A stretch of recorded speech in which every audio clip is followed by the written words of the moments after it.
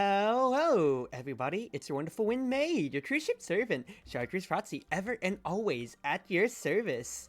How are we doing, everybody? I need to resize myself a little bit. I'm a lot bigger than I expected to be. Hope everybody's doing well this wonderful Friday night. It is January 12th, 8 p.m. CT, and I am looking to enjoy myself with my usual grind of Touhou Lost Prince of Legend for my Fridays. So, I was aiming to have today be a kind of refresher course on how this game is played, especially since when I was talking it over with some of my own more frequent viewers, the biggest thing that they had questions on was, I might not have played Touhou that much, and I don't play Road Ride Dead Builders too much, so because of that, I'm kind of lost on what you're doing here. So I thought I'd just do a Lunatic run. Just a raw Lunatic run to help explain things out. It's just harder enemies, but I'm not going to do any of the weird special stuff with Reimu to help everybody settle into things, quite frankly, and figure things out with, so I can help people figure things out with how the game works and help them settle back into things, yeah? So, what is Lost Branch of Legend? Lost Branch of Legend, for those of you that have never played Slay the Spire, is a Road Ride deck builder directly inspired by, Slay the Spire, to where you are trying to make it to the end of 50 levels, or at the end of 3 acts, 50 levels, to beat the final boss of your run. You get to choose your specific character, along with their starting deck in Lost Branch of Legend, which determines a lot of things, but for simplicity's sake, I am playing as Reimu Hakure, the ever-faithful Shrine Maiden of the Hakure Shrine, and quite frankly, the easiest character to understand by a long shot. So, first things first, we usually get nice small advantages and everything like that, but to keep things simple, I'll probably just remove a strike, basically here. So when it comes to, I'll just gain maximum life just to keep things pretty uniform and let me explain things out. So, at every crossroads here and at the beginning of the game, we get to select a path on where we want to go towards. This will include the enemy types we fight, possible random events, or other important things to note, such as gaps made by Yukari where we can rest or upgrade our cards, or Takane's shops where we can buy cards and everything like that. We do this 3 times each act before getting to our boss, and rinse repeat basically. Everything carries over from every round, so my life, my deck, my money, and anything that I earn off of it, such as my yin-yang orbs. But the main thing here is that once we enter combat, everything starts showing itself quite simply so. You start the game with 5 cards in the hand on a standard character. You can see right here. You also start the game with 5 mana. Mana works like Magic the Gathering rules. There is 5 different colors of mana: red, blue, green, yellow, and black, but it's stylized as purple. And the main thing with it is that every turn, you get 5 more cards and 5 more mana. You will always see what the enemies are doing, whoever you are fighting, with what's called their intention. You can see Sunflower Fairy intends to attack, dealing 9 damage 2 times above her head. So what I want to do is get her HP to 0, lose as little HP myself, because remember, I'm not going to gain that 100 back every battle. That is static all throughout the entire time until I beat the act boss, to where it resets for the act. So, because of that, I want to make sure I'm mitigating as much damage as I'm taking, while building up different win conditions and everything like that along the way. But since it's literally the first fight of the run, we're just going to keep things pretty simple, yeah? Hey there, Austin. Hope you're doing well. Same thing with you too, Calvin.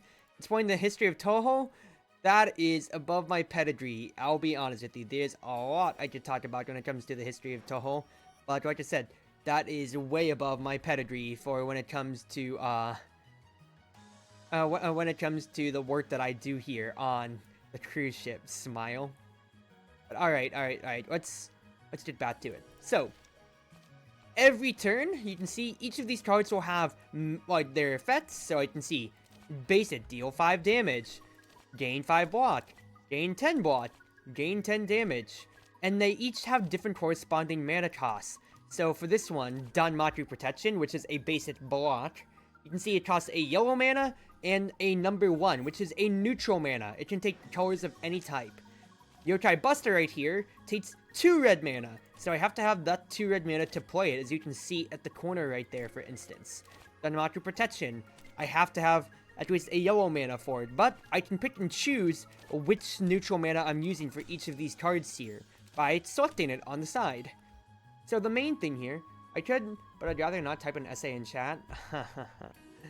Well, I'm really speaking up an essay tonight, ladies and gentlemen, so let's keep it simple on that end, shall we? I should move a little bit more so you can see the discard deck, so I'm not covering everything up by my wonderful twin tails. But, getting back to that. So, whenever I run through my deck, it'll just reshuffle like any other game, so the main thing here is I'm looking to mitigate a deal and mitigate this damage. If I can use Yokai Buster for 2 of my red mana, deal 7 damage 2 times, that's 14, and apply 1 weak, which you can see right here, this character does 30% less damage. Since the Sunflower Fairy is hitting twice, that'll affect both of her attacks, so she now only deals 6 times 2, which I can completely block with Danmaku Protection, 2 yellow, and since Boundary is a neutral mana, I can use my last red on that, nice and simple. So now, she is going to deal 8 damage and block, so all I need to do is play 1 Danmaku Protection, and then hit her with the rest of my damage cards. Lost Branch of Legend is pretty smart on the end of you don't actually have to worry too much when it comes to your mana front, at least like in the early game especially, because the game will always auto-select the first mana types that you'd need or so. So like for example, you can see I only have 1 card in the hand that costs red, so it's just auto-selecting both of my yellows here, for instance, to use instead. So I can always use my Yokai Buster if I use it later in the turn, but you will want to be picky and choosy with what mana you are selecting later on into the game, as you find cards that are a lot more unique. So she is gaining block and firepower, which increases the attacks, increases all of her attacks from now on. Too bad she is dead. So that is a perfect fight right there. I gain money at the end for every enemy I defeat, and I can add a card to my library. I will always have the static starting cards you can see here, plus whatever cards I decide to get here. So, what I can look at here, gain 15 block, exile a card from my hand, meaning I choose a card and it disappears for the rest of combat. Gain 2 graze, gain 1 vulnerable. Graze means, instead of blocking, I will completely dodge whichever attack comes next. If they're just attacking once, well, I'm gonna be dodging all of that, completely, no matter what. However, vulnerable means I will take 50% more, so unless I upgrade that later, that is a give and take. Either that, or I could even get a super big block with Servant Lightning Strike, but I think I'll take Cleansing Ritual, because since you are adding cards in your deck with every combat, or more often than not with every combat, you are looking to thin your deck so you can get to your bigger win conditions. I don't need 3 big blocks, I don't need 3 small blocks, but a nice big block is pretty nice. So, we got our first event, which is these dot bubbles right here, these ellipses. These are randomly determined. There's only there's a select few that you can roll every act, and a select few that are exclusive to each act. For this one here, I got Hikacia, who is giving me the choice with getting idol t-shirts. For Kaguya, I can either get a regular or a large t-shirt, which gives me extra life every combat I take, but it also gives me lock on, which means I'll be taking more damage for the first 2 or 3 turns in combat. I think I'll go ahead, and since I have 100 life, I'll take the big t-shirt. So that's going to be a permanent debuff at the start of every combat for me. So you can see, I'm taking 3 more damage. So this crow would normally be taking, would be doing 13, but she's doing 16 because I'm taking 3 more. So what I will do instead then is block all the way to 20, and you can see these enemies have graze. Graze is a unique form to block to where, once again, it blocks any type of attack, deals 0 damage, but it ticks down by 1 every time your turn starts, meaning it's a lot more temporary than block itself, so you only get to use it every so often. So you can see here, the crows have new intentions on their heads. The bottom crow here is intending to apply graze to itself a lot more, keep its block up, whereas the red cap crow is inflicting me with a status effect. These status effects are in the form of cards that bloat my deck, so even though it has a good effect of dealing 1 damage to a random enemy, that is very weak, it costs 2 mana, and I have a chance to keep cycling into it, kind of like Kakashi Spirit News, where it's just a dead card in my deck or in my hand, unless I pay a mana to exile it and take it out of play. So, we're not going to worry too much about that. I'll just rather block all the cards for now, and I'll just see what damage I can do. You can see here, even if it's a dead card, I still get to do a little bit of damage to it, and I'll slowly get these cards out, because the big thing here is that they have exile on them. Exile means once you play the card, it is out of your deck completely for the combat. So you can see, my deck is down to 11 cards now. Yeah, I have a little bit of trash, but it's not the biggest concern. You can see, as I exile, that gets added to the exile bin, and I only have 15 to cycle through now. But otherwise, this combat should go pretty swimmingly. But you can see here the effect of these status cards. You get too many of them, you get too many debuffs in that sense, and now you are drawing dead cards every turn, which could have been a block or an attack instead, which is a give and take with the balance on how big you want your deck. Do you want it to be small so you can constantly find bigger and bigger cards? Or do you, to find your win conditions? Or do you want to be big because there's a lot of cards that you just want to have? Whenever I lose a buff, gain 3 barrier. So I just got a defense cards on both sides, but this card right here, Reverse Boundary, is an ability. The big thing about it is that this is a passive ability that stays with me for the whole entirety of combat. Whenever you see it there, you can see this costs 3 mana, 2 red, and a neutral.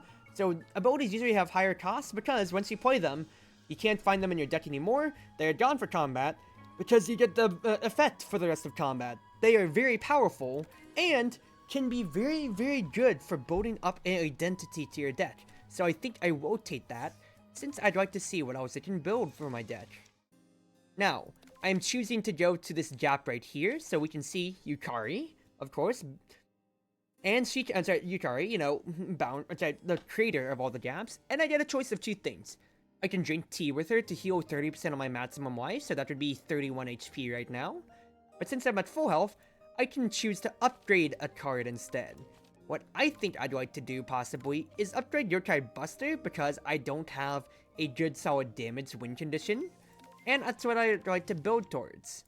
Now, whenever you get to the first crossroads right here, you get to select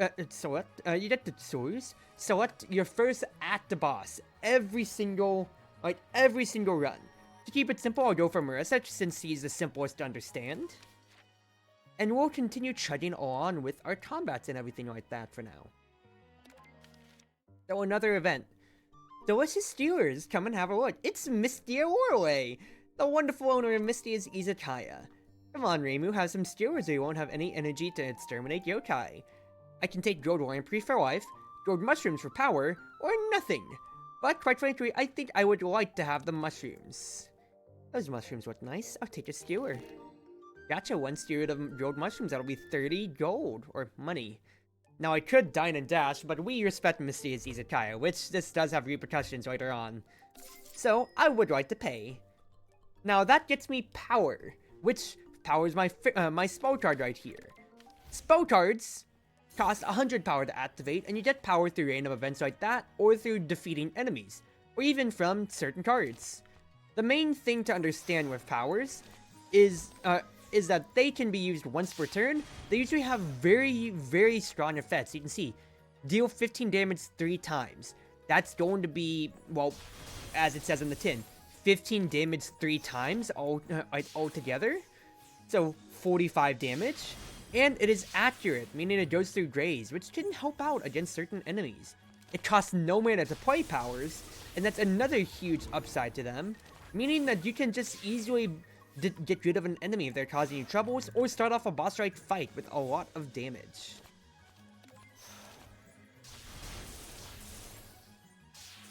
So the main thing that you're seeing me do here, is point out Cleansing Ritual to get rid of my blots, because I'd like to cycle back to my damage cards as soon as possible, especially in my upgraded Yokai Buster. So let's see here. 12 Watt, 12 Reflection. Spell card is affected by firepower. Don't really have that many ways to generate firepower at the moment, so I don't think so too much. If you have Barrier, deal that much damage twice instead, don't have too much otherwise. I think I'll take Full Moon Howl since that is 1 mana, and the vulnerable effect means I could apply that and really make some enemies hate their lives. So I think I will do that so I can cycle around back to my Yokai Buster. His debuffs will go down by 1 each turn is the main thing you have to remember too. Yokai Buster me, do this, and we'll just chill. So we are fighting our first elite enemy, who will have lots and lots of effects, and lots and lots of scary effects that can trigger throughout. The main thing here is that I'm going against Rin, who summons these spirits, which will deal damage to me when they're defeated, and crucially, will also just do their own nasty effects, such as debuff me, so I'm gaining less block per turn thanks to being frail. Now, since I played Full Moon Howl, I will be dealing more damage to these enemies throughout. But once again, the main thing that I need to look out for is the fact that I will be weaker and weaker with every single debuff that they stack on me. So now I am practically weak. I'm dealing 30% less damage, which is a pretty big problem, all things considered. Let me spend my yellow on my boundary here. And then I'd like to destroy you, sir. So the key to fighting Orden here is to get rid of all of her spirits as soon as possible. That way she can't use her own spell card, Rekindling of Dead Ashes, which will detonate all of these spirits right on top of my head, and I can't do a thing about it, unless I destroy those little nasty spirits beforehand. She will snap them, and those revenge bullets would deal a lot more residual damage to me. So instead, she can only use it to give herself graze and wait for her own spirits to come back. Because the main thing here is that every turn, her gimmick as an elite enemy is that she'll keep resummoning these spirits who deal more and more revenge bullet damage to me, as you can see. So, all that I can really do is try to rush down Orden when I have chances to deal damage, so like so. Because since I have her vulnerable thanks to Full Moon Howl, I can try to wear her down, but I am taking a good amount of damage in this fight, already a third of my health, unfortunately. And still do a good amount to her, though, and block all the attacks for 15 damage exactly, though. And hopefully I'll draw an attack card with my 9-card deck to destroy her, like so. Good, because once I destroy Orden, the rest of her summons follow suit, and we are making it out pretty alright. The main thing with elites is that they are harder enemies, but you have a chance of getting rarer cards when you do beat them, and you always get an exhibit, which is another passive effect, like the idle t-shirt. So this rapier gives me 8 more maximum life, so now I'm up to 117. Alongside what is my shining exhibit, which I failed to explain, because it had been coming up, but I didn't feel it was that important to bring up yet. This is my Bloodthirsty Yin-Yang Orb. This is my character passive that I have with Reimu, to where every time I defeat an enemy, I get another firepower, which powers up my cards by 1 more attack, and 3 life. So even though I went down to 70 health at combat, thanks to defeating enemies, I went up to 87. At the end of the turn, deal 5 damage to a random enemy. Whenever I lose a buff, increase this damage by 1 per combat. This retains, it costs no mana, meaning it will always stay in my hand, and it's just 5 damage to a random enemy all the time. Would be great if I could find more ways to get buffs, considering I have none right now. If Reimu has Barrier, apply a vulnerable and deal damage, don't have ways to generate Barrier yet. Deal 15 damage to each enemy. Upgrade 2 random cards in the attack hand, and prioritizes attacks. I feel that could be very, very good, considering how I have 2 cards upgraded right now, but as I continue to add more, that can only continue to scale more and more for me. Now, at every crossroads from here on, I'll get to go to Race and Supply, to where she gets to offer me 2 items that are exhibits. I can either get the Master of Hope, to where I get 3, whenever I play 3 attack cards in a turn, I gain 10 power, which is pretty nice, or Glasses from the Outside World, where you get more money from combat. I would like the money from combat just because it starts a very special quest line. But for now, we'll continue towards the gap to hopefully upgrade Pagoda's Glare and go on from there. So, let us do Full Moon's Howl to weaken these guys for now. Then, I'd just like to hit you. I don't have enough mana to hit everybody, so I'll at least get rid of this guy's Graze here. And we'll start on that end. Not the best thing ever. Also, because Cleansing Soul cost both my yellows, I should have been able to block both, but instead, I got played a little too fast and I lost health on that. That is my own fault. Nobody else to blame but myself there, but it's alright. Let me just play Cleansing Ritual again. But this time I should be able to block a little bit more mana. I want to get you close to death, but I was unable to actually one-round you, which is a slight problem. The least I can do, though, is get rid of your Graze for next turn, as I continue playing my blots out. And they are adding Echolocation, which is more lock-on. A very, very bad effect for me. But I can do something like this, Pagoda's Glare. Deals 15 to each enemy, but since they are weakened, vulnerable, I'm doing a lot more. I'm going to deal 50% more damage, and because of Pagoda's Glare upgrading my shoot, I can destroy you before you even attack. So what should have been a 12 damage turn for me, now turns into a no damage turn at all, and I can even destroy you. A pretty good combat encounter, all things considered. Some more money thanks to my high-tech glasses from the outside world. And another card. 13 block and 3 temporary firepower. That is a way to start generating buffs, which means I could get Barrier from Reverse Boundary. I think that's pretty good. It's a block card for me, considering I'm already exiling a lot of them away. Yomu. Yuko-sama wanted to try a cuisine she had never tasted before. I'm not very confident, so I prepared 2. Miss Reimu, could you do a taste test for me before I deliver them to you, Yuko-sama? Ice Tricolor Danya, the one on the right. Transform a card into an upgraded multicolor card, very interesting. Or Sardinia Mooncake.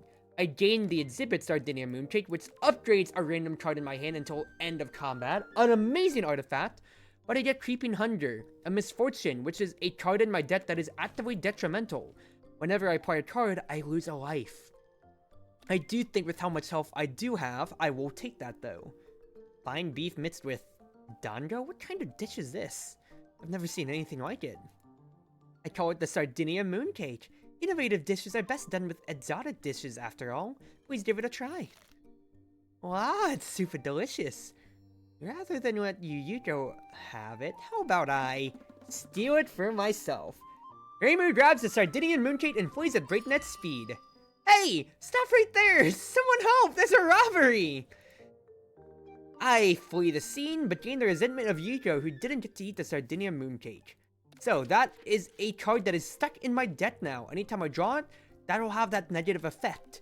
A very bad thing, unless I go to Takane's shop. Whenever I go to Takane's shop, I get a wide choice of possible things I'd like to buy, from cards to tool cards, which are cards that will go away after you play them a certain amount of times, on with services, such as removing or upgrading cards. So, I could just remove that Creeping Hunger right now, for 50 money. Now, the other thing to look at now is, I could see what other cards I would like to buy. I could buy a Supply Backpack for all of my money, 47, to draw 3. This card costs 0 mana, retains in my hand until I need it, but can only be played twice before it's gone from my deck forever. I can get Talisman Protection, which is 10 block, and adds a Kami Aura Talisman, which is another 10, but instead of 2 mana, it's 1 neutral, and it retains in my hand for the future. Or to get another power. Choose one of 3 random attack or defense cards to add to the hand. I gain 2 firepower for combat if it's an attack card, or 2 spirit if it's a defense. A pretty good card in general, just for keeping everything together. I think I would like Talisman Protection though. Because since I am exiling a lot of block cards, I'd like to hold on. Excuse me. I don't know if I muted my mic in time. I'd like to have a way to generate more cards. So now we encounter Elite number 2, the 3 Fairies of Light. Their gimmick is that they will alternate between debuffing us with their spell cards or attacking us. What I would like to do though, is do something like this. Gain 4 temporary firepower and unleash my spell card to deal 19 damage 3 times. Who's the biggest threat here out of Sunny, Luna, or Star? Luna, because she will buff all 3 fairies with defensive capabilities, so I do not want that to happen. Goodbye, Luna. See right there, that cost me 0 mana, it destroyed her completely, so it's one less person to even worry about this entire combat, and I still get to play other cards, so I get to play Pagoda's Lair. Now Sunny here puts 3 Refracted Sunlights into my discard, so when I reshuffle, that's going to be a very, very worrisome thing to deal with. But what if I just destroy her before we even get to shuffle? That might be very good. And Luna instead, my star, is just going to put a lot more bloat in my deck. 3 fairies will continue doing this cycle, and if all 3 are left up, they'll just continue, like I said, continue debuffing you, making it harder for you to keep defending yourself, and just, you know, make you have a overall not great time. But since I was able to destroy 2 of them pretty fast, I don't have to worry too much against a Star who's dealing almost no damage, and always alternates between dealing damage and, well, not dealing damage, and debuffing me. So that Refracted Sunlight is a status effect put in by Sunny, which, at the end of my turn, takes 5 damage, but disappears because it has Ethereal. Now, this would be really bad in any other circumstance of Artemis Misfortune, but because I have cards like Cleansing Ritual, I can actually just exile that from my hand instead and not have to deal with those negative effects, if it comes to a longer combat cycle, for instance.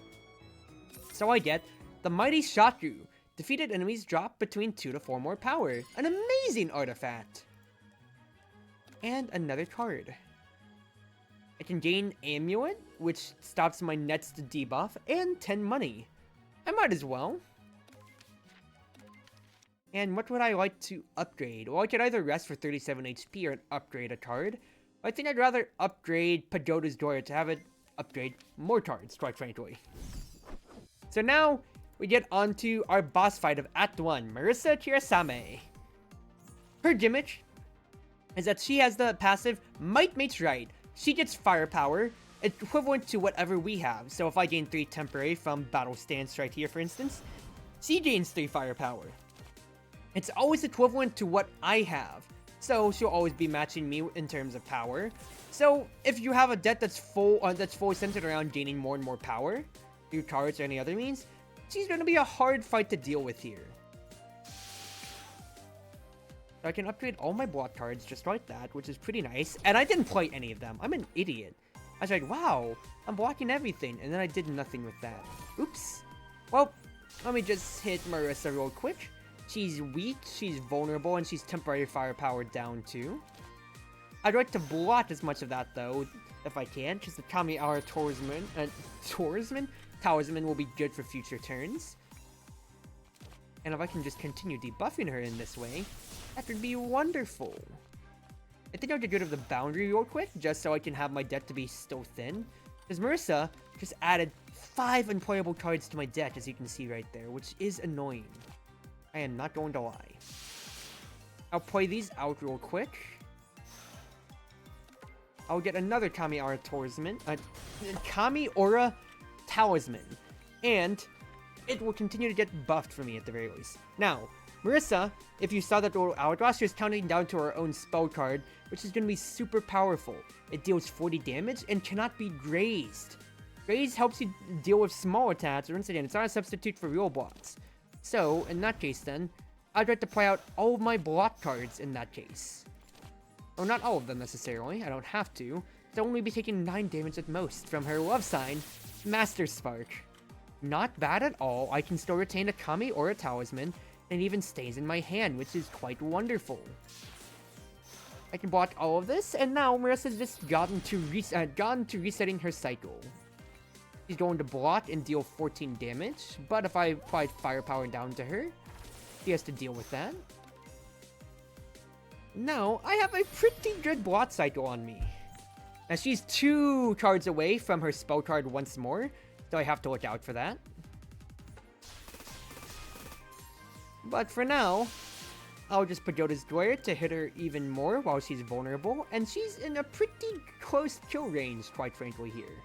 Now, I am starting to brick on actual cards I can play, thanks to her having all of those debuffs and those Glamorous Starlights that she had been preparing earlier, which is a bit annoying, but I'm still surviving. up until our next Master Spark, which should be dangerous here. However, that firepower down will be wonderful for us, quite frankly. I can even do something like this. I will block all but 6 damage, and she's still vulnerable for next turn, where I intend to retaliate. So 14 damage and more status cards, but I can still weaken you. Which ain't bad at all, and I think I'll play the Kami Aura now. The main thing here is that Talisman Protection being upgraded now gives me Barrier instead of Block, which is this darker blue bar beneath my character, and crucially, it doesn't go away at the start of every turn like Block does. Pagoda's Door will destroy Marissa though, and this will be a pretty nice and easy way to end combat, all things considered. So, at the end of every act boss, you get a choice, additional choice, alongside the usual money and card rewards. You will get a choice of 3 shining exhibits, so they have as much impact as my Bloodthirsty Yin Yang Orb. The big thing here is that they all add to my mana base, so for every combat onwards, I'll have 6 mana instead of 5. Beautiful plate. Add yellow to the mana base. At the start of the first turn each combat, upgrade 3 random cards in the hand until the end. Really good for starting your first turn off right. Add green to the base. Whenever acquired, gain find maximum life. Whenever a card is added to a library, gain an additional life. Could be funny. Add red to the mana base. Cards unique to Marissa are added to the card pool. After red mana is spent to play an attack, the player gains a charge, which is her mechanic. The main thing here is that anytime you defeat a boss, you always, that one boss, you always get one of their shining exhibits, which opens you up to getting their own cards. Because since I'm playing Reimu, all of my cards are Reimu specific, denoted by, all the cards that I start with, and a few of them that I've been getting are Reimu specific, denoted by that Yin Yang Orb and the talismans on the little back of the card right there. So I could get Marissa cards, if I got the Mini Haturo. But I think with my full health build, I would take the Harvest Fruit Basket for more additional life and because it's funny. So what would I like to use? I get 3 rares after beating Marissa alongside my money. Birth of Yin Yang. Add a Yin Yang Orb to the hand. At the start of my turn, if there are no Yin Yang Orbs, add a Yin Yang Orb to the hand. I think that would be really nice. Evil Exterminate. The next attack card deals double damage. Really nice as well. Dreadful Raging Rays. Deal 7 damage to each enemy twice. If you have temporary firepower, deal it an additional time. I think for me, playing more Yin Yang Orbs would be great because they retain, they deal damage, and they give me barrier. But if I have everything upgraded with Sardinia and Moonshade soon enough, that can cost 1 mana, and I'm always getting more barriers. So I will start my deck off with that. And we go on to our next combat. We are to act number 2 now. So I am looking to fight Yuyuko, the person I stole the Sardinia Mooncake from. Her gimmick as a boss is that she puts you on a timer that slowly ticks down your health and prevents you from healing, meaning you have to out DPS her in a DPS check. So, remember from here on, I will be starting with 6 mana per turn. I have the additional green from my Harvest Fruit Basket, but the main thing that's very interesting is going to be when we get to reward selection, because I will actually be able to find green cards from now on. Because before, I've been restricted to, and you've seen, to red and yellow cards. But with me possibly getting green cards in the future, that opens up my ability to fight very, very well. So Pagoda's Door deals damage to both of these enemies, and the Moon Howl really weakens them through. So this is a keystone fight. This keystone fight is a pretty simple premise, all things considered. This keystone takes less damage from all of my attacks, so these multi-hitting attacks would be only doing 3 damage instead of 7. 7 minus 4 is 3. Whereas the fairy right behind it, actually you're vulnerable, so I can actually destroy you straight up. Whereas the fairy right behind it would be taking less damage from every single attack because the keystone's guarding it. So basically, attacker, DPSer. Alright, I think I'll play the Birth of Yin Yang to get that in my hand now. Now, unfortunately, I didn't draw any more blocks, so I'm going to take that damage straight up. But it's alright. I'll just deal that damage to you now. I have 20 barrier. And things will end pretty well enough. Yeah, if I have almost every card upgraded, those yin yang are always going to cost 1 per turn, which is really nice. I could get another Pagoda's Lawyer, but do I really need that? Not really.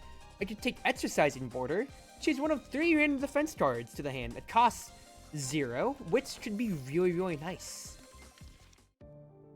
Hatch! She's trying to study mana. What a coincidence, Reimu. I can help tune your affinity with these jewels.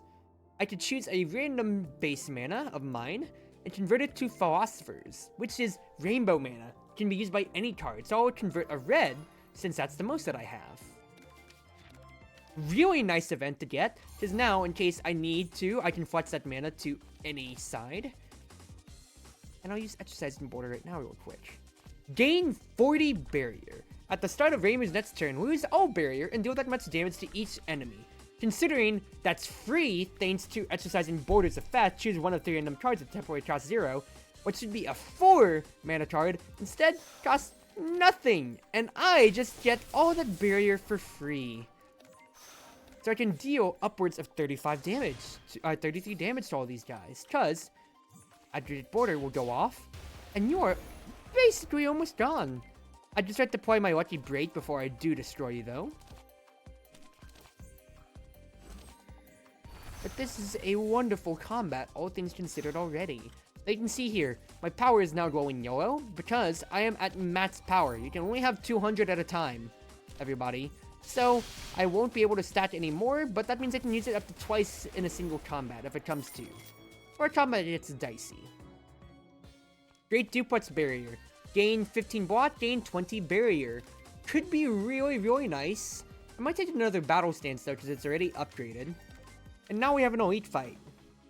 Atata no Kokoro.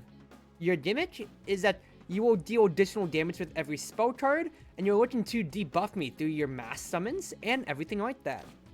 But for now, I'll just Exercising Border and see what I get.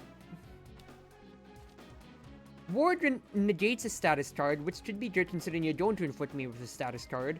But I think I prefer Servant Lightning Strike, considering it's 24 block and you're all attacking. It sits out of charge, meaning I will deal damage back to all of you. And, well, I'm going to take no damage this turn. While intending to actually maybe use Fantasy Seal on Kokoro herself. Which, honestly, I might just go ahead and do. Let me Battle Stance up for free. Hit you with that spell card because I have spell card power to spare. And do something like this. Maybe destroy you in almost a turn's time. Because now, with 28 health, I don't even have to worry about the main the main gimmick of your fight, which is you dealing you debuffing me and then destroying me. Now, unfortunately, I'm not going to be able to get through all that block this turn, so I can only defend, which does suck. But what more can I really say? The 28 damage, but I can do something like this. Oh, haven't destroyed you yet. That's actually a little unfortunate. One more turn then, but I'm going to take a little bit more damage, which is detrimental to my health here. So if I can't destroy her, you can see she's about to deal 50 damage over to me. Just about. Which I'm not going to be able to destroy her, actually. So do I use my spell card here to prevent that? I honestly should. Because I'm really going to be losing 30 damage to that block. So I might as well use both, just because I was a little off lethal. Unfortunate that I had to use both my power and my spell cards right there, but it's for the best to maintain my high health. I got donation bots. When acquired, gain 10 money, but I can fundraise at gaps to gain 150 instead. Interesting. You lose 1 life. Add a Yin Yang orb to the hand. After I play 1, gain 2 temporary firepower and spirit. An amazing power! Because that helps actually give me a win condition. Birth of Yin Yang makes me get orbs. I gain temporary firepower and spirit for a higher block and attack each turn when I use. And then I finally get use out of reverse boundary. Since they are temporary, I will gain up to 5 barrier per turn, which is 10 permanent block per turn through that. Now we have Renosuke, owner of Kuro Indo, who is a miscellaneous weapons item shop. Because I might want to rest or even upgrade cards at my donation instead, I don't think donation bots is immediately necessary, so actually I'll sell that. So I basically just got another 120 money from that fight. And he actually wants my glasses. So I trade the glasses for a game console from the outside world, which gets me more power after every combat, which I'll be very, very happy with, quite frankly. It's a Gensokyo Switch! The latest console from Nintendo. Nintendo. The best-selling game of it was always used as an example of the metaverse. Smile? So now, I want to go to Takane's shop, very much so, to shop, and spend my almost 400 money.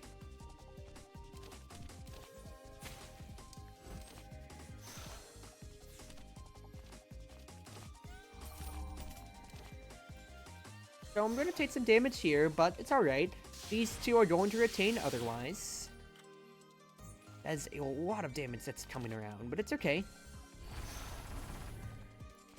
Fact is, I am now going to be getting barrier every single turn now.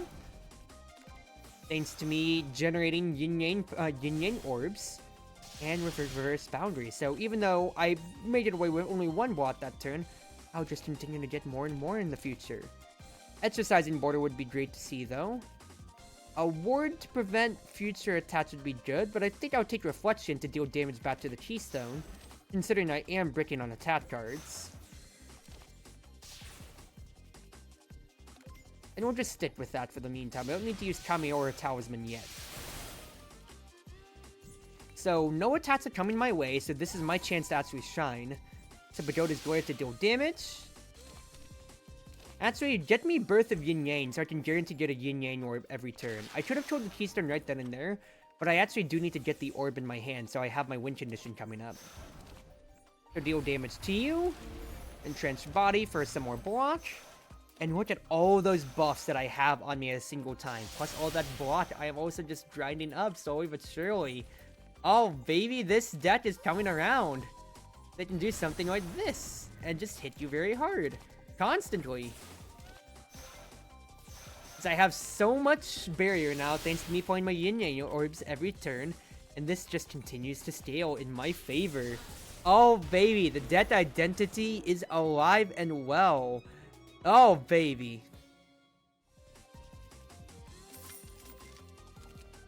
Wild Exorcism Dance. Deal 6 damage to a random enemy 5 times. With enough firepower, that did go pretty wild, all things considered. I might want that. Try that or go New Year's Visit for more firepower and spirit, quite frankly. And considering, well, I don't want to be too power heavy, so I think I'll take Wild Exorcism Dance as another card to deal damage with. So these bats are here, and they have a Bat Lord with them, which ain't the best thing ever. I'd like to have Birth of Yin Yang Orb, but unfortunately, I won't be able to play Reverse Boundary with it. I'm gonna take a lot of damage from this fight, though, which is not the best thing ever, considering I already am routing to an Elite right after this. So firepower down. Let's see what I get out of Exercising Border real quick. The next attack card costs 0 to play. That is amazing to see, all things considered, Chief. I can do something like this. I have temporary firepower for a Wild Exorcism Dance. And then, I can just get rid of all your Greys, just like so. Followed by hitting you really hard and getting some barrier out of it. Plus generating my next Yin Yang Orb. An amazing outcome of a turn, quite frankly. Now I can get temporary firepower and spirit every time I play a Yin Yang Orb. Amazing to see. And now I can just build up this barrier slowly but surely. Oh, baby. We are not out of the woods yet, but this combat's looking a lot better. Just such that all that lock-on is slowly causing me problems. But it's okay. And just do something like this, weaken you so I can retain my barrier. And now, what was a 4-enemy fight is now down to a 2-enemy fight. Now that is a lot of damage coming my way, I will admit. It does not make me happy. Let me do this real quick. I can actually weaken you, my good sir. And then block myself, so I'm blocking almost all of that damage. Not bad, all things considered.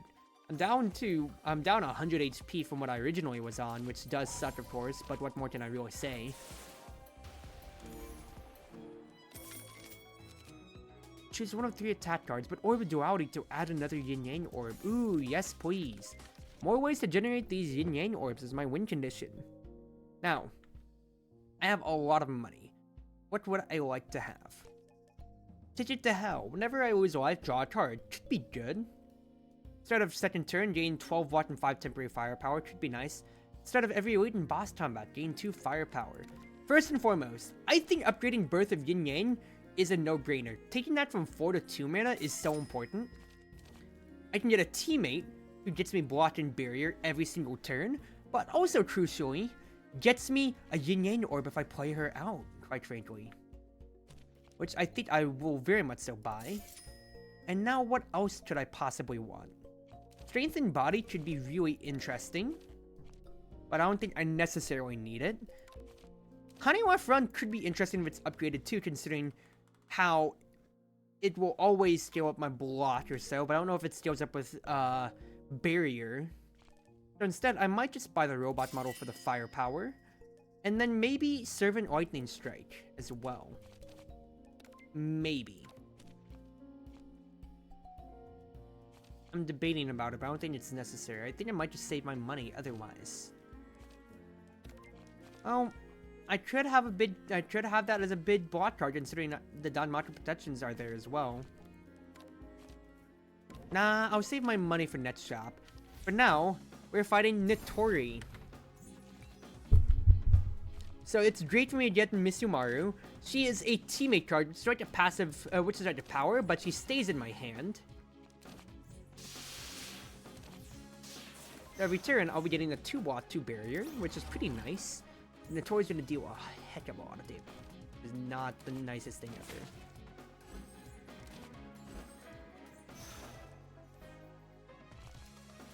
You can see 20 damage, 28 damage. I'm gonna be on death's door, quite frankly, but I'm hoping that with all the barrier I'm going to be getting soon enough, I can make that back.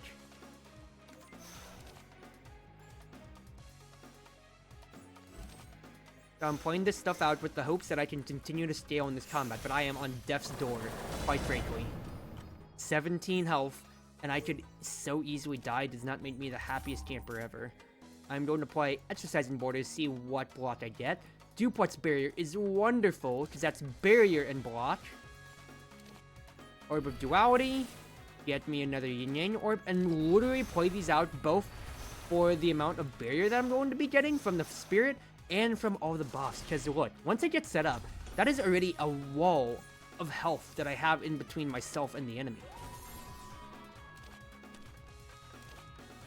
I can do this. I can weaken you, actually. I'll add this. And actually, because you're at 9, I can play you out to double the effect of all my Yin Yang orbs. Ooh.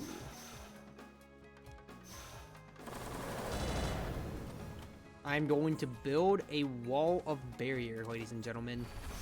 Look at all of this damage I am dealing. Oh, we survived the Nitori combat. One of the scariest fights, quite frankly, in my opinion, for how fast he can deal damage. Yeah, I went down to almost no HP, and I'm survived with 100 barrier now, but with 20 regular health. Not the best thing ever. Soy sauce bottle. Whenever I visit the shop, I gain 10 life and 20 power. Not a bad exhibit. Could be nice. Ooh. Another Yin Yang rune for even more firepower and spirit. That is very stupid and interesting. I do like that idea, but Autumnal Harvest might be better because I need more mana to play out my cards per turn. Can use Cell Phone, draw 2 additional cards, or retain more life at each step. I'd rather have more cards at the beginning of each combat. Mike. Ever heard of the Brick Chain? Lose 33 money to gain Money Shower, which is a card that I play out for 20 money, so it's a long-term investment. Or get a rare card for 80. I'll get the rare. Trace On. Gain 2 phosphors, so spend 2 yellow to gain 2 phosphors. Choose one of 3 random cards to add to the hand. It has Exile and Ethereal. It has a cost of 1, 2, 3, or 1, 2, 3, 4, 5 if I upgrade it. Interesting. So it could give me a really amazing card that fits in any circumstance almost. Now I could die this turn, literally right now, so let's be careful. Exercising Border.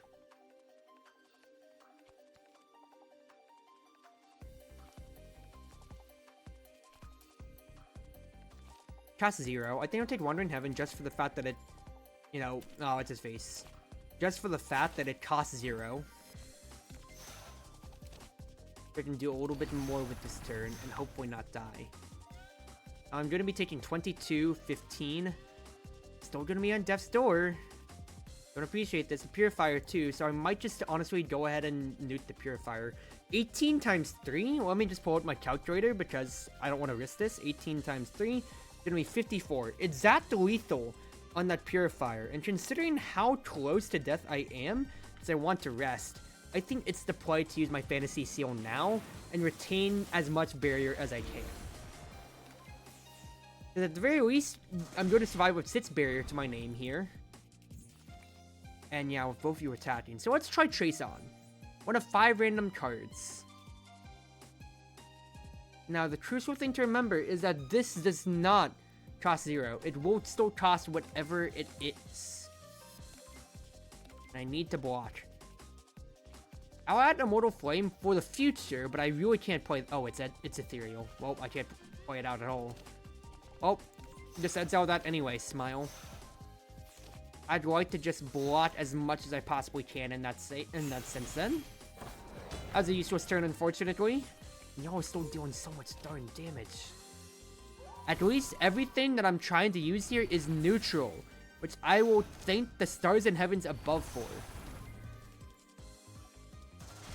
Now I am going to take 5 damage. Not the best thing ever, but you are almost gone. Almost gone.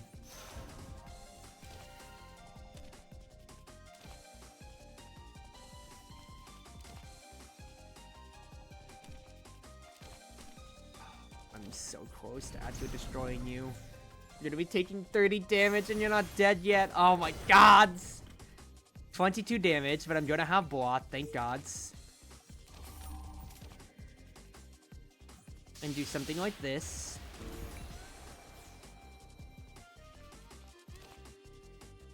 And still block.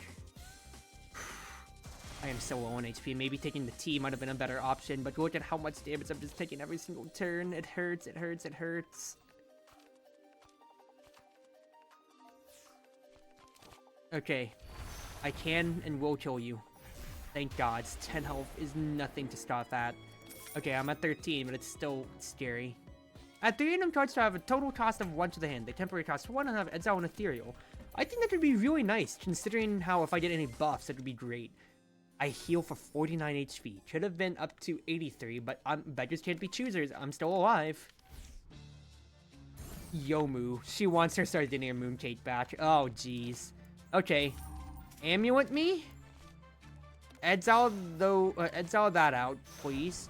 And at least I get to block everything here. Yomu's gimmick is that every time she hits me, she deals more lock-on. That amulet buys me some time, which is really, really nice.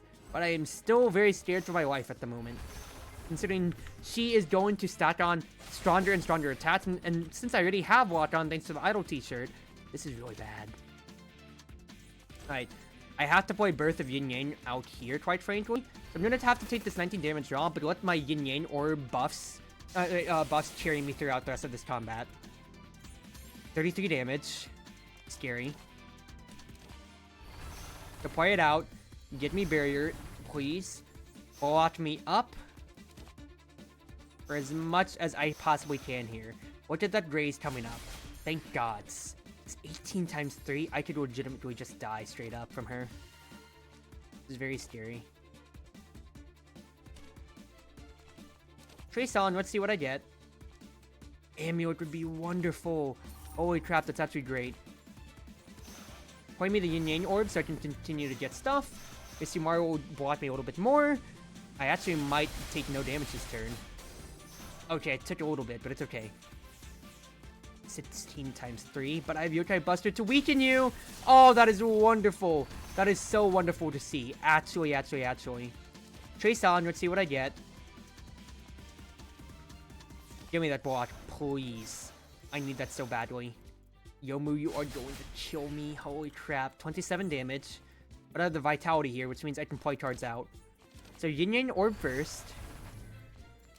Battle stands for block. Spring is here. Let's see what I get.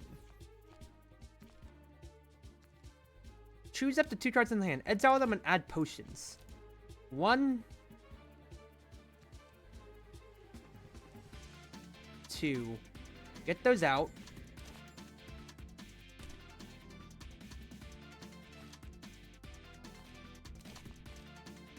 Double Union or Buffets.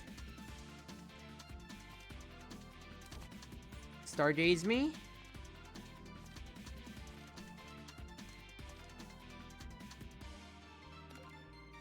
So I can try and see what I possibly get here. Give me Fleeting Fantasy, because that lets me play a tap card for free, which I will do Wild Exorcism Dance. While I have it in hand. Oh, I am still alive against Yomu, somehow. 8, oh god, 22 by 3, 66 damage. Cripes. Well, Full Moon Howl weakens you. I can actually destroy you. Thank the Lords of Gensokyo above and below. Those orbs are amazing. Kyoto Mask. Whenever I play 3 attack cards in a turn, I gain block. Not bad. I should take another Yin Yang rune for more temporary firepower. Honestly, let's do it. I might as well, but I need to keep resting. 87 HP against Yuko. Usually that's where a lot of people usually just have their base HP at, which ain't bad at all. Okay, reverse boundary without a doubt. I need to get that going for me as soon as possible. I'm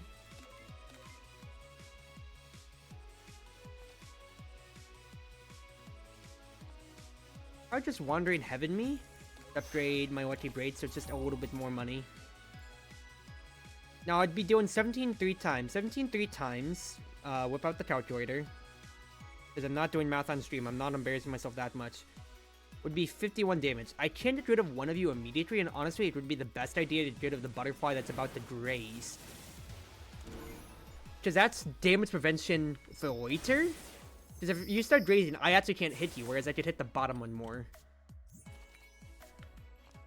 Trace on, see what I get. Ooh, Vitality would be great, so I can play for the future. But for now, I'd like to block everything that I can, and then get rid of your ads.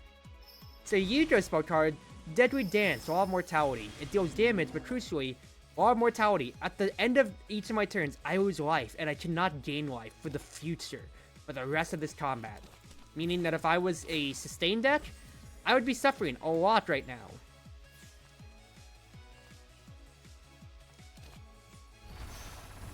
Those are horrible cards to get. Holy crap. I might as well just use Watermelon Knife. Like so. At least those exile out, but I am on a ticking time bomb. I am a ticking time bomb against Yuko if I don't kill her fast. It's great though that I got another Yin Yang room and the Birth of Yin Yang though. Because I can just start stacking everything, like so. I have enough barrier to really just retain through her attacks, hopefully. I just need to actually deal damage to herself, because I haven't gotten the chance to do so yet.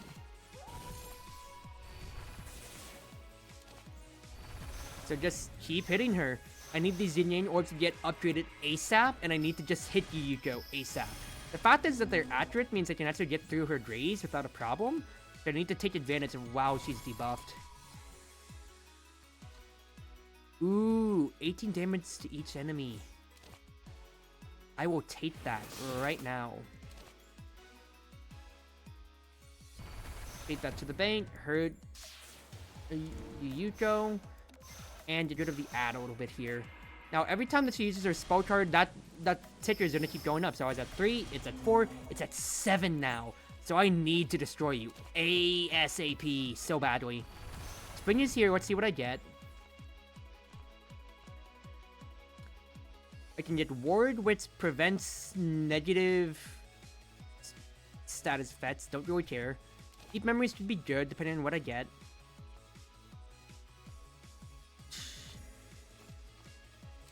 Let's go spin this here again and see what I get. Rainbow to the hand. That is great to see, actually. White things out.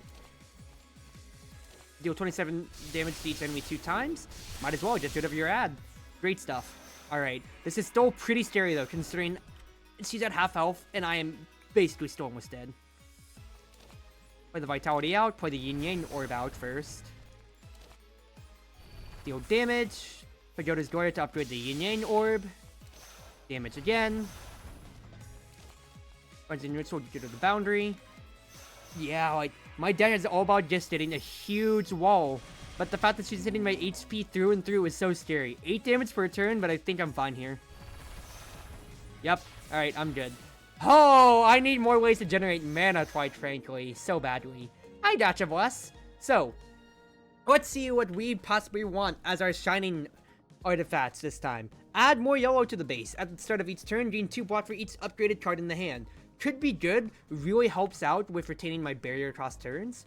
Add a red to the base. All cards are accurate. Don't need, considering Yin Yang Orbs are already inherently accurate, and that's my main win condition.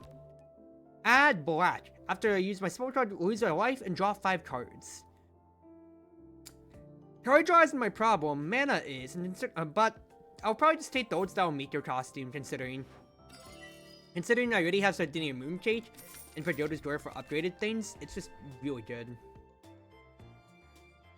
At the start of each turn, add a Midsummer Flowers to the hand. So I'll just be dealing more damage, kind of like my Yin Yang Orbs, but I don't necessarily need that. I think I'll hold on to Arturia's greatest, evilest orbs though, because that's just way better of a card. 10 damage 3 times, 30 damage before mana, but it just increases with stuff like my firepower, for instance, too, even. That's great, and I'm back to full health at 170. There's gotta be an achievement for having high health at this point, right? Let me check Steam real quick. Because there's gotta be an achievement for having like 200 health or something, right? 300 damage with a card, 50 firepower.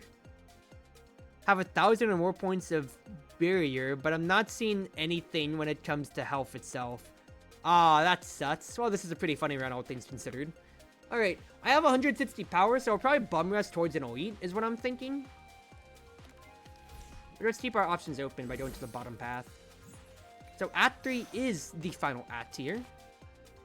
Well, final unless you're doing anything bonus. So I'll probably take the static charge here.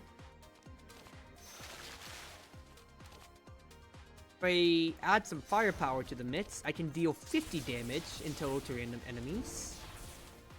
Which is wonderful to see. And I even have Arturia's evilest orbs. So I can just nuke somebody. So even with these multi-hits, I'm gonna get through all these Yin Yang Orbs and the Sit Girl soon enough. I'll get rid of you, sir. And I kind of bricked my own mana front there. I should have honestly purified a yellow instead, considering I have so much that depends on red with my attacks. But it's alright. Spring is here. Let's see what I get. Scry. I'd just start to deal damage straight up, please. Deep Memories for... Ooh, more free damage. Why didn't things work? Am I stupid? Kind of. You're an instinct, right? You're already on my rightmost card. Instinct. If this is the leftmost or rightmost card in my hand. Oh, temporary cost 1, not 0, because it's not upgraded. Ah, stupid. You're just stupid, Cruzy. Alright, though. Everybody's dying and gone and dead. And you still make it out with only a loss of 20 HP, all things considered. Another Misumaru? Yeah, I'll take that. That's pretty stupid, considering Yin Yang Orbs are my win condition. Doremi. Gain a random exhibit 100 money, but gain Misfortune of Psychedelic. Or start my boss fight with Sanae immediately. Oh, it's Sanae. I think I'll just take the exhibit for now. Anya Mask. Whenever I play 3 attack cards, gain a firepower. Considering how Yin Yang Orbs are attached, that's actually really nice. I do get Psychedelic, which is a bad card to have, but I feel like that's way good. At the end of each turn, lose 3 life and gain 5 power, so give and take, but it's alright, all things considered. Now, I am going against Sit Girl. I love Sit Girl. She takes no damage, but she adds 5 cards of Love Letters at the beginning of each turn. These Love Letters, well, exactly so, you give them to her, she's happy, and she takes less damage per turn then. Which is pretty decent, all things considered. I don't think I can play things out, though. I'd like to blot at least a little bit of her 30 damage attack coming in. So I can at least play 1 and take her damage resistance down by 20. Give me another Misumaru, unironically. Oh, actually, I should have played that out. Oh well. Yin Orb's effects are doubled. Smile. So that's pretty nice, all things considered already. Now I just need to play things out if I can. Upgrade the Yin Yang Orb. Block a little bit more. Yeah, this is decent.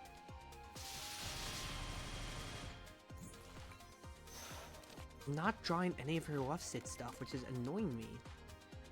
It's okay. Trace on, let's see what I get here.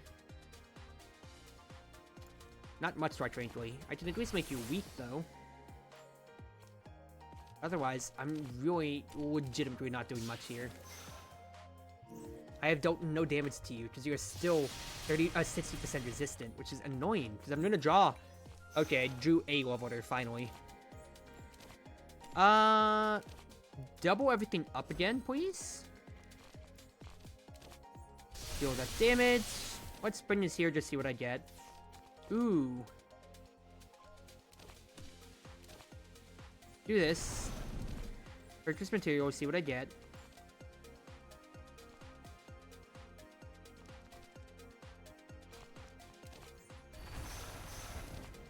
Might as well just play things out. Just sucks that one of the final cards is just a love letter again. That is so darn annoying, but I can't really say too much here. The least I can do is try to nuke you. 1, 2, 3. Thank God Chartreuse Evil Orbs. Because otherwise she would have put a dead card into my deck. Whenever I gain blocker barrier, gain damage, deal damage to an enemy. Stupid. I love it. That's great for my deck, all things considered. And we got a Sweepy Doremi. She is an elite that gets stronger if you let her sweep the entire time, as she charges up for power, which I do not want to happen at all, so guess she's going to get whacked right now, very badly.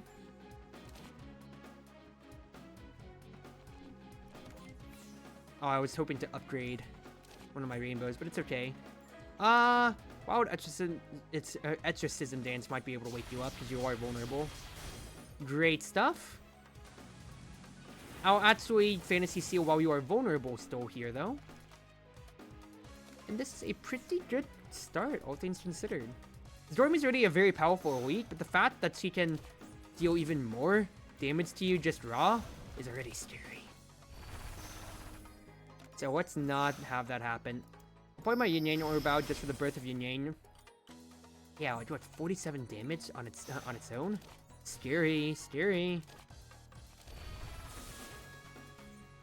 Play the orbs out. I'll actually weaken you. That's the way better thing to do right now. And I just gotta hold 33 damage. I'm already down to half of my max HP. I just want to keep resting up in the future then.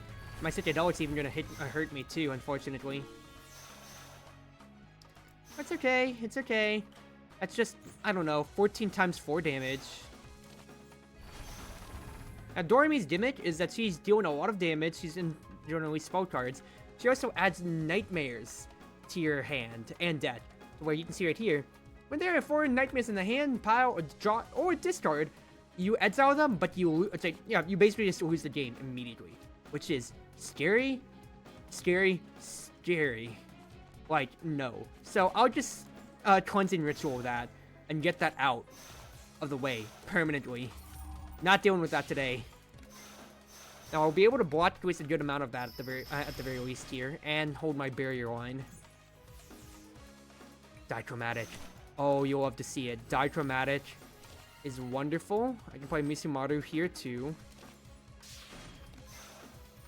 So, me getting a little bit of block, that'll let me hold on to most of that stuff now. But now Doremi is just going to be more and more powerful, and this is scary. But it's okay. So I'll gain barrier. I can deal damage. I can gain barrier.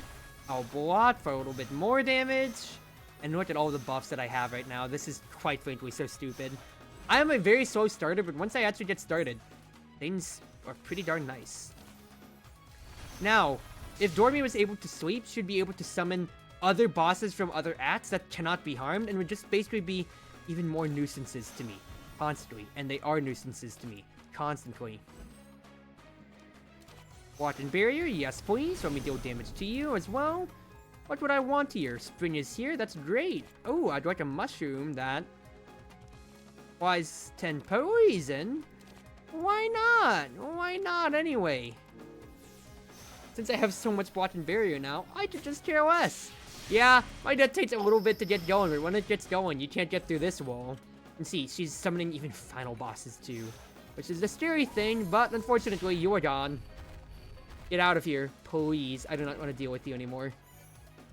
Yeah, Dormy is a very scary fight. And it's funny considering how she offered me the portal and then she wanted to attack me immediately afterwards. Alright. Sumaretto. Would you like to trade a rare card in your deck? Or pay with money? I could trade Chartreuse Evilest Orbs for something else. Or I could pay to get one of 3. And I think I'll pay to possibly get Faithful Meditation. Whenever I add a card, upgrade it to guarantee my Yin Orbs being upgraded. And it adds a Yin Orb to my hand already. Great. Plus, I also complete my quest line. Now, I don't know if I want to fight the elite. Ooh, medicine! Increase my maximum life by 4. Restore all life, but I gain another misfortune, which gives me poison. I will take that. I go to 189 and that's a full heal. I can fight an elite, baby! Let's freaking go!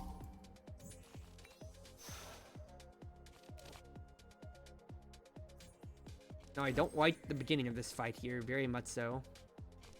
Exercising border, I think it will play out. So I have nothing good here, quite frankly. Get the psychedelic out.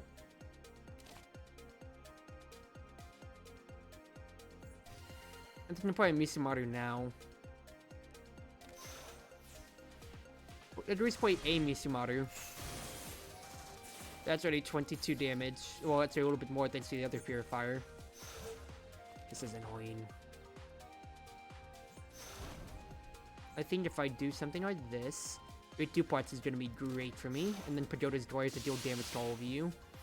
Followed by, I think I just destroy one of you straight up. I have the power to do so, and I should be liberal with it. So I can retain as much life as I can. Because I don't know if I even want to fight this elite going onwards. We'll just see about it. Firepower down is one thing, but the main thing is I wanted to get rid of the amulet so I can hit you with Wild Exorcism Dance, exactly so. And just wade through all of this. Done. Pretty decent fight, all things considered. Exile up to 3 cards from the hand, draw pile, and discard for power. I will take that. And yeah, let's throw balls to the wall. Let's fight an elite.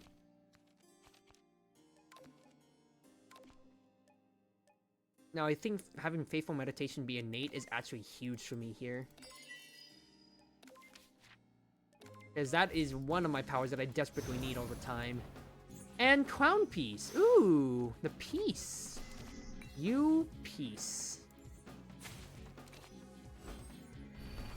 Look at all those yin-yang orbs that I've got. Crown Piece's gimmick is that she uses Fairy's Great Rampage, which summons a bunch of fairies that are pretty strong in their own rights, all things considered, but they all have lunacy, which gives me a mana every single turn. So I can use that lunacy to immediately power my own self up and just deal damage straight on back. So with all of those orbs that I got, I have so much barrier, quite frankly, which is hilarious. Ooh, get me a Misumaru. I would love that. Get me this. I like to have that Kami Aura Talisman upgraded as well. Some increased barrier, why not? I'll get rid of the shoot. I'll block a little bit more. Yeah, I just have so much block. I just need to actually get to my attack cards now. Or find ways to keep generating, considering I don't think I got a chance to play too much otherwise. Firepower down would be great. I'll play Yin Yang Amulet though. Hit.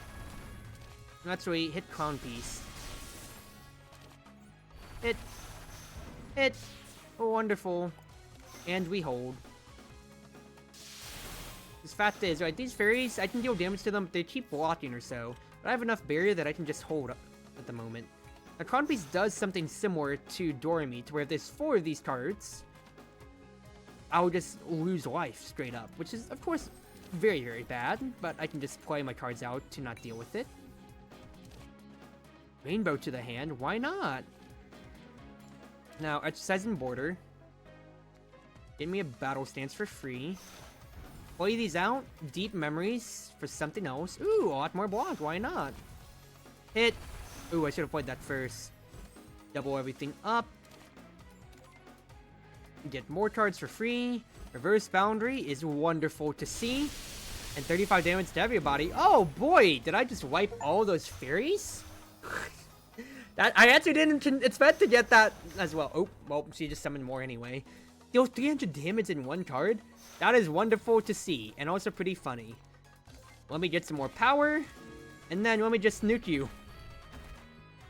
Oh, these Yin Yang orbs are great, and I'm almost at full health after that fight. Spacesuit. Whenever in combat, whenever I lose life, lose 1 less life instead. Great to see. Choose a card in the hand to gain Echo, which means I can play it twice. I'll take that. That's pretty stupid. And a Broken Amulet for Firepower for Misfortunes, or the Chronicle. Whenever I play an ability, gain life. I'll probably just take the Chronicle so I can stay even whenever I'm using my Yin Yang stuff. I'm at 200 power, so yeah. Let me fight another elite. Why not? Why not? Oh, it's the rabbits. These rabbits have Flawless on them, which is going to be a problem.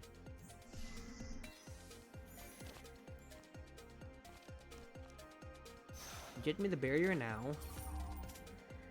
So you might be asking yourself, Cruzy, what do you mean Flawless? Flawless means that they will only ever take 1 damage from all attacks. Meaning it doesn't matter how hard I'm attacking, it just means how frequently I'm attacking. So even if I were to use my spell card, they're only still taking 1 damage. Which is, of course, a problem. So I just need to just keep hitting them with every single Yin Yang orb that I get. That's just going to be a slog of a fight. Plus, they'll continue to get stronger for the fight. So you can see whenever I get hit, she's going to purify some mana. Which sucks. A lot. It really sucks. A lot. Now, at the very least, I do have my engine running now, so I'll be gaining my barrier and block per Yin Yang orb played. I just have to keep weathering the storm. Ooh, okay, hold on. First and foremost, that is going to be great. That's going to be 3 damage to you. Old Exorcism Dance is more raw damage otherwise, and I'll take Musumaru so I can already have more Yin Yang orbs for the future. Actually, I don't even need the effects to double up. I should just play her out. First and foremost, play this, play Purify the Land. So I can get those out of the way. Yeah, I'll play Musumaru so I can see what I'd get. It's a straight up block, might as well play it now. I'm just playing them out so I can just continue seeing what I'd get. Get me some block, please, that'd be wonderful with all the spirit that I have. And I'm slowly gonna whittle these guys down, but considering they have Danjo to gain life per turn, he's gonna keep purifying my mana. This is annoying to see, quite frankly.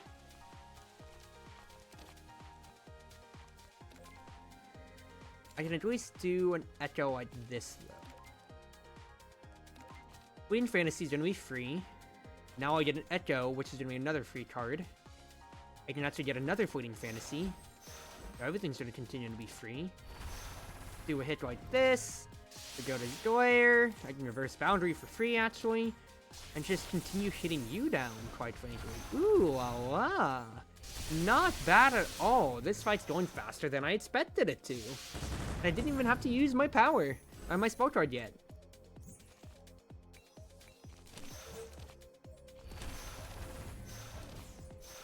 Now this is a little annoying that I wasn't able to kill you completely, but it's alright.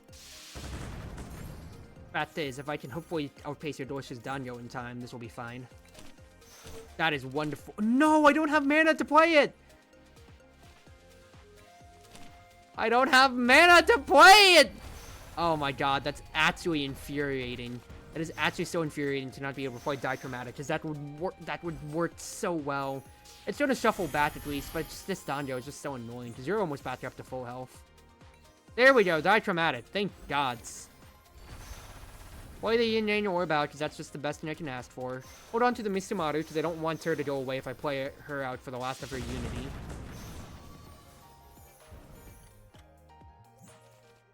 And well, at the very least, I still have enough health and everything like this. I still have, what's his face? I still have enough barrier for all of this. It's all good.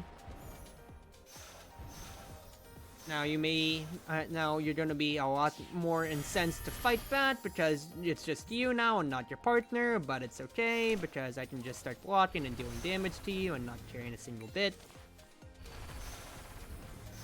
Thank you, Dichromatic, for giving me a good win condition that I can actually work off of.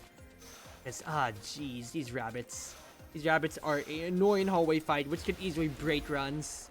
Thank God I got through that.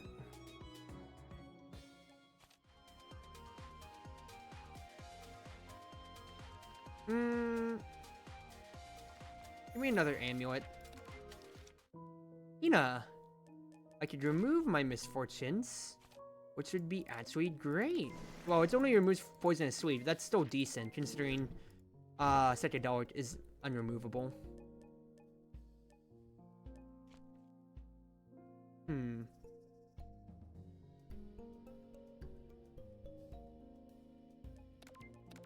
Do I upgrade something? I think Dichromatic could be amazing for me.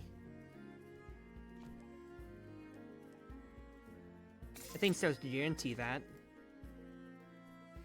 Spring here has been pretty fun, I am not going to lie using that.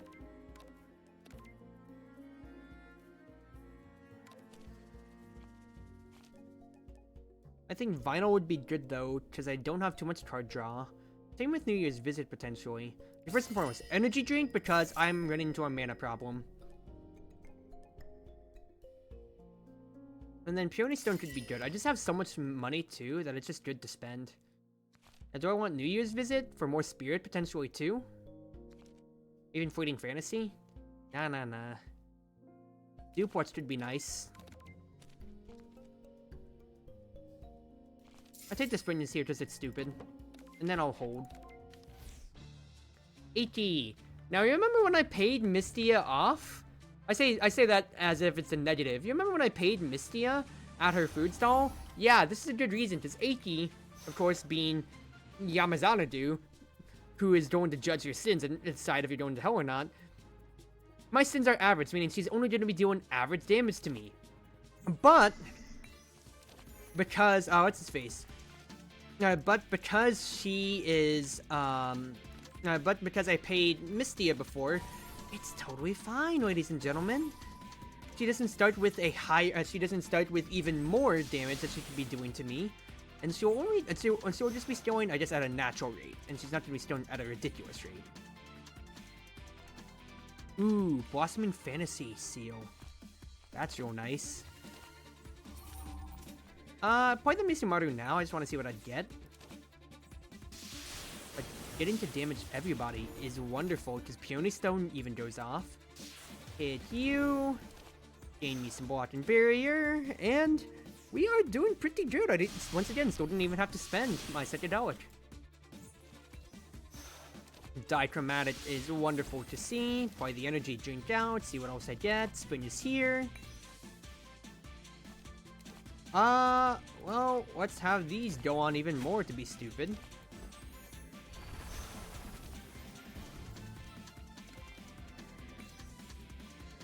And I can just mate some other funny cards, because I can. I don't even have to use my powers once again, because this is pretty decent, considering since I was able to use the Wolf Howl twice, the Vulnerable just stays on. And well, just hit over and over and over again, AK. But yeah, her thing is, right, she deals a lot of damage if you did bad things in, like, random events, especially so. But, because I paid Mystia and whatever, it's fine. Plus, she also summons you from Act 1, your Act 1 boss self, to deal damage to hurt you bad. But, considering how everything's pretty fine, all things considered so far, I don't care. We are doing just fine. In fact, I might just kill Reimu on my barrier alone.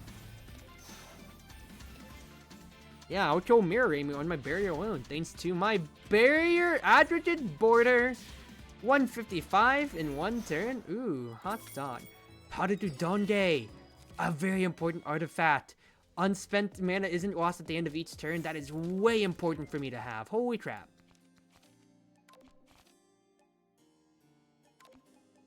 Oh, upgrading Mountainous Echo so I can have that going through. And now we get on to final boss time. Oh boy, Sanae. She has 3 major components. Siphoner of Spiritual Power. She will continue to wear down... What she'll do is that she'll continue to wear down my spirits, so I'll always be blocking less and less every single turn. That is annoying, and that is very, very bad. She also has I'm Really Curious. Every time I play an ability card, she gains firepower, so she's going to deal more power, in addition to already having Amulet. Which means, you know, she's going to be gaining what's face. She's going to be negating any debuffs I put on her. I'm going to play Lucky Break twice, so I have my own Amulet. That way, I can dodge her Siphoner of Spiritual Power. Because she gives herself a lot of block to start off on that end, too. Now, Reverse Boundary is way important for me. I cannot pass that up. Otherwise... Ooh. Crossing the border is pretty stupid. I'd like to have Mountainous Echo stay in. So I could have these Yin Yang Orbs continue to stay. And just block me for the meantime. Yeah, you can see with her dealing multiple attack damage, for instance, she's gonna keep hurting and hurting and hurting, which is gonna be annoying. 20 block now, ain't bad. Trace on, let's see what I get. Ooh. I'll do that to get rid of 2 of her Amulet. That is very, very good. Very, very, very, very good. Then, I'll go ahead and Kami Aura. I need to get to my other powers. That is how I'm going to win this combat, quite frankly. So then, though, I can still play these Yin Yang Orbs out. They are getting me this barrier, of course, you know? But I want to find... I want to be able to get to at least one of my Yin Yang runes. Purify the land, get rid of the Psychedelic, get rid of those Quiet Moonlights, please. These Misumarus are going to be wonderful in helping me out. Cleansing Ritual for the Hakure Amulet, because I need the block now. But otherwise, keep pulling the Yin Yang Orbs out so I can just continue getting this barrier up. I need this so badly. This Sanae, its firepower is pretty scary already. Okay, this is great. Dichromatic and Yin Yang Rune both coming out now means I can actually start scaling super hard. Like, I'm going to scale in so much block. Considering the Misumarus are just going to deal damage, I'm going to have one played out as well, so I can have my Yin Yang Orbs do even more. Full Moon Howl gets rid of your amulets. Great. Double my stuff. Block and border. Hit. Hit. Amulet me. Oh, Sprint is here. Let's see what I get.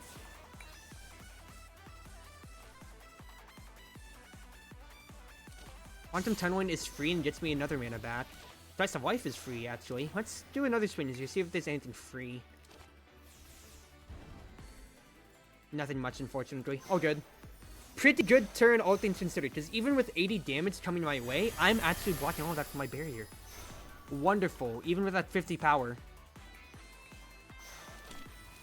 Exile will shoot, don't need that. Battle Stance. Yin Yang Orb for free. Done Magical Protection, a little bit more block. Great, look at this. I'm just outpacing all of Sanae's attacks, even with her firepower. Now she's going to heal herself and cleanse all debuffs, so if I had her debuffed in any way, so I that vulnerable, I wouldn't be able to do much to her, but it's alright. Trace on. Ooh. Sending from the Insolings. Now all stones are gonna cost less.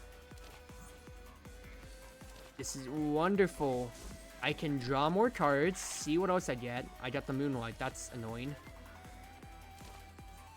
Hit. Play my Misumaru out, actually. 30 damage twice. Actually, Sanae's dead before she can even heal. I just did way too much. Oh, baby. Is this great? And now, this would be considered a winning act. This would be considered me winning the run, actually. But, considering, but because I did my special quest of getting the border sensor, I now get to fight the last enemy of the campaign, basically, which is gonna be, well, I'll leave that up to interpretation in just a second. Bumper Crop, I think, will be great, considering I might go against debuffs. Ooh, I need that. I very much so need that. And Lunar Rabbit Incense, too, is pretty stupid. I should have taken Free Fly as well, but Lunar Rabbit, upgrading cards in my hand, so almost guaranteed to always getting blocked. For Seija, so the Spireheads who played against the heart, Seija is your heart. And considering she rolled Teapot with Lawn Spout, gaining 3 weak, frail, or vulnerable each turn, that is really nice for me to see. So Exile 3, get rid of the Psychedelic, and then my small shoots, please. I do not need you.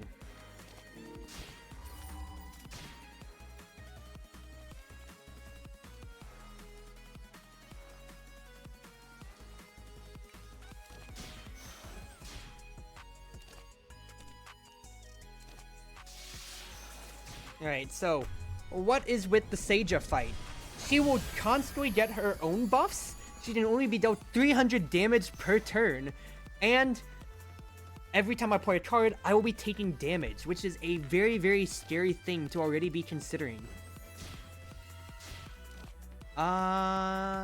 Let's use a lot of mana for Revive the Saint, please. I want to see what I can get here.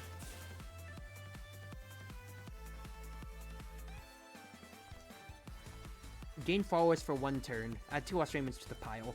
I'll take that considering you are costing 0. Then now I don't even have to block. I can just deal damage this turn, quite frankly. Yeah, honestly, let's just hold. Because I have Udonge to hold on to my mana and all. Wonderful. So reverse offensive. She will constantly use her spell card to gain more of these artifacts, which is going to be annoying and very, very bad to deal with here. Let me get Lucky Break and Springes here to be doubled up. I'm doing this specifically so I can constantly have Amulet to defend myself, quite frankly. Springes here, let's see what cards I get. Exile 3 and Devour them for health. Don't necessarily need. Discard a card and draw 2. Let's discard the Devour Desires. See what I get. I get Haturi's Evilist.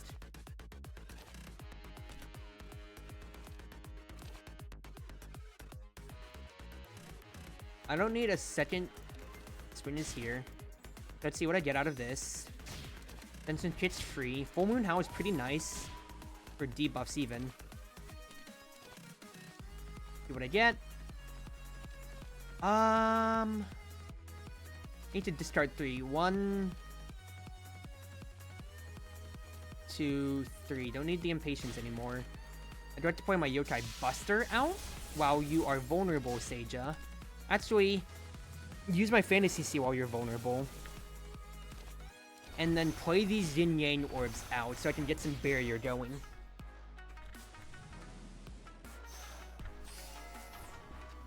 Now, she's adding Bow which Shoots Light. At the end of her turn, add 2 random status cards to the draw pile.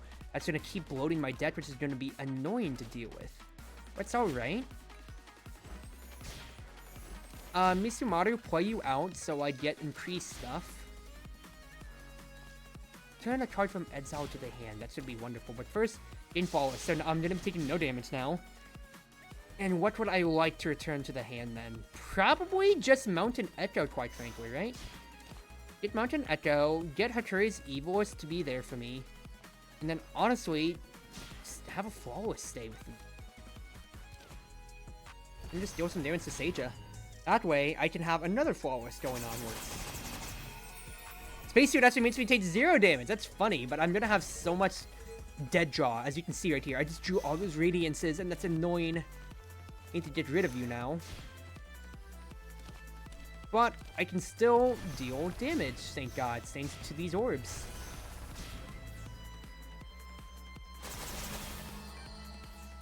I'm just gonna keep bloating. Alright, I got good powers though. I got good powers. Dichromatic and Yin Yang allow me to play more orbs. And now I'm going to be, every time I block, I'm going to be dealing damage to Seija, so I can just keep this offense up, quite literally. 1, 2, and I'm just taking no damage against her. A pretty nice Lunatic run, all things considered. Now, 88 damage coming my way. I could actually care less, considering I'm taking none. Reverse Boundary finally comes along, so now my deck would really come online.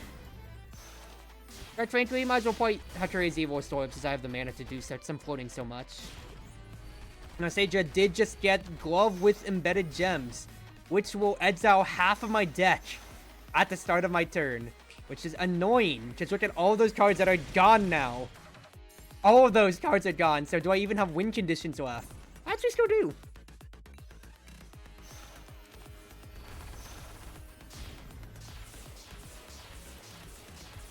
So quite frankly, even if I'm going to take damage, I can just play my Flawless out and just no-sell. I'm blocking, so I can just still hold, so I can still, what's his face, deal with any other problems. Oh god, dude, an 8-card deck. I literally have nothing else but just these debuffs. But thank god I was able to play out most of my powers, so I can still play my, what's his face, my Yin-Yang Ores per turn. Spring here, also staying with me, is wonderful, all things considered.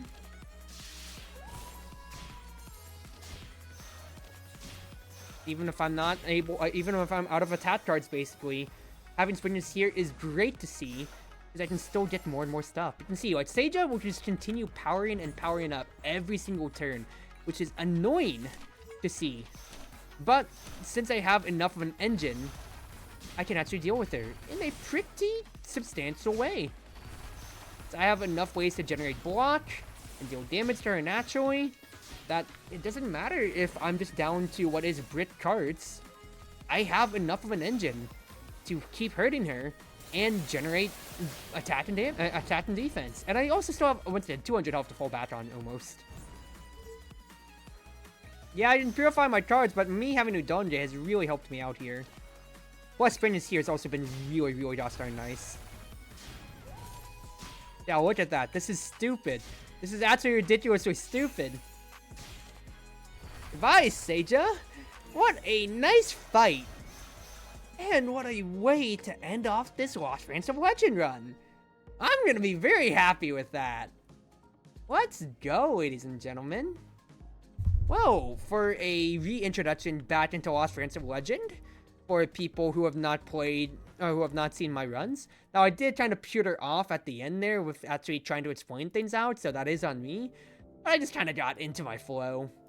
But I think I might just end it off on there. That was already an hour and a half of a run after explaining everything through. But you can see how my deck identity was able to come through for my Reimu deck, and I'm just pretty happy with it, all things considered. A nice, just raw lunatic run. Very happy, especially after how dicey some of that went. So I'm just gonna take it easy. And let's see who I can raid. Ooh, I can actually raid Z, so let's go ahead and do that, everybody. They're playing Land Above, Sea Below. That's a game I have never heard of. Well, wherever you are, wherever you may be, whether you're on Twitch, Twitter, YouTube, or more, it's been your Wonderful Wind Mage, your Cruz Ship Captain, or rather, your Wonderful Wind Mage, your Cruz Ship Servant, Chartreuse Proxy, ever at your service. Thank you all for the love tonight, and I'll see you tomorrow with the finals. Or actually, I might do a Mega Striker since I was getting VOD reviews to actually use. So, I'll just see you then for whatever I plan to play.